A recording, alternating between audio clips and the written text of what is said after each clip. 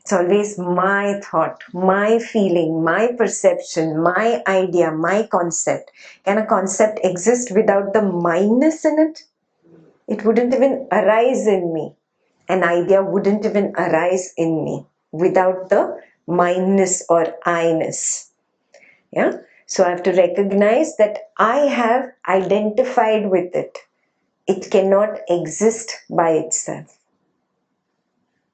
Very clear? Yeah. This is the nature. He's explaining the nature of the mind to you.